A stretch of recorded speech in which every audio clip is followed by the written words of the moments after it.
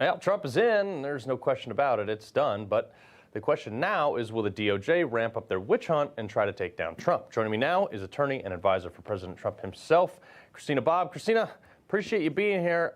I want to take a look at something that Sunny Hostin said on The View. Take a look at this.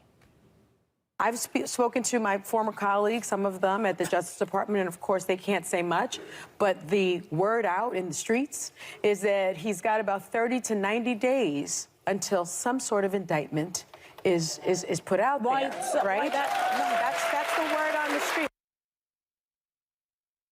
Is that the word on the street you're getting, Christina? I don't know what street they live on, but I haven't heard that. I also think it's funny that she says, oh, my friends at DOJ can't say much.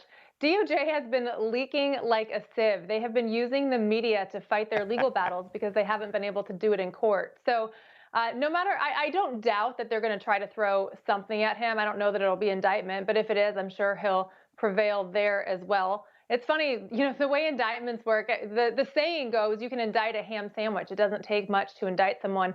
And yet they've had a very, very difficult time, 7 years, trying to find something for which they can indict Donald Trump. So I don't think they have much. No crimes have been committed. So we'll see what they come up with. Yeah, well, that's actually the crazy thing is they've investigated the man to find a crime, not found a crime, and then investigated the man. The irony of this whole thing is this is what they're doing, and then when the House says, hey, we want to look at a couple things, as we just had Pat Fallon on talking about suspicious activity reports, they're like, we want to investigate an actual thing that is suspicious. They're like, no, it's a conspiracy theory. How does the general public weigh these two things? Well, I think there is some confusion right now over political persecution. You know, we've seen the left use the power of government to really go after their political opponents. The problem that we have is the left is actually abusing their position in government. They actually are targeting political opposition and using their authority, I would say, incorrectly.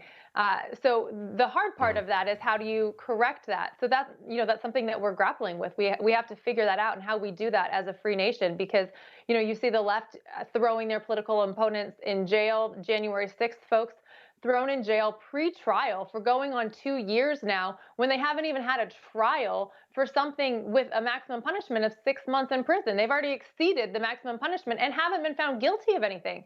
So there's a lot of things that need to be sorted out, and I really hope the public gets more engaged, gets involved in grassroots efforts, and really pays attention to what's happening, because the media, with few exceptions like yourself, the media isn't helping out the public at the moment.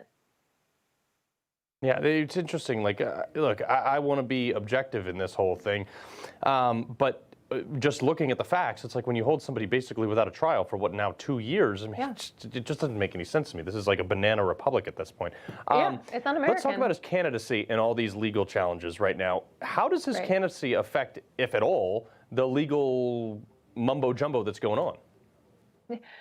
His candidacy, well, I think it holds a candle to or holds a spotlight right on the fact that they're targeting him because he's their political foe. He is the leader of this MAGA movement. He is the conservative that is running the show right now, and they're scared of him because he's the only one that can take down their house of cards. And so I think the fact that he's a candidate just goes to show the hypocrisy and the abuse of power that they have and that they're using for the purpose of politics. It's wrong.